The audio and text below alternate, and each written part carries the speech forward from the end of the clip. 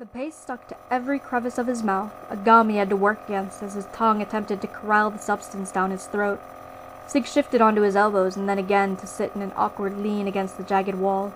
The hooded shape of the rock kept his head bowed. He tried to speak, to say thanks or ask questions. He wasn't quite sure. It didn't matter. The paste was a voice trap. "Mind your manners, boy," the woman hushed, pushing the bowl and spoon into Sig's hands. "Eat first. Questions later." "Ah-haw." The woman's lips thinned as she turned to look more fully at him, and Sig ceased trying to voice an apology. Instead, Sig simply nodded and continued what he had mentally named the paste wars. His neck strained against the stone at his head, his lower back squishing what he assumed was a rag pillow. The rest of the rags lumpily lined the thin space between his legs and what he imagined was a low-lying table repurposed for a bed.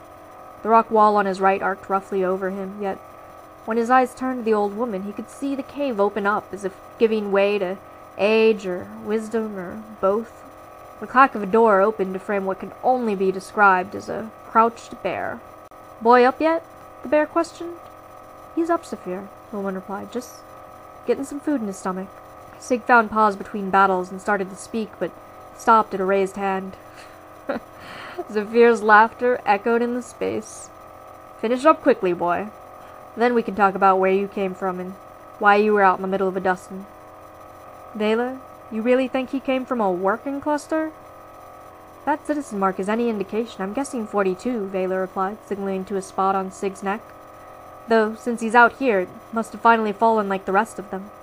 Sig's eyes widened a fraction. The black tattoo was given to every citizen born in Cluster 42. The star pattern, a symbol and tradition from pre-dusting times. "I may not have been born pre-dustin', but Vela here has," Zephyr said, indicating the old woman.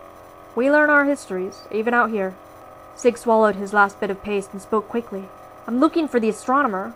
Zephyr chuckled again.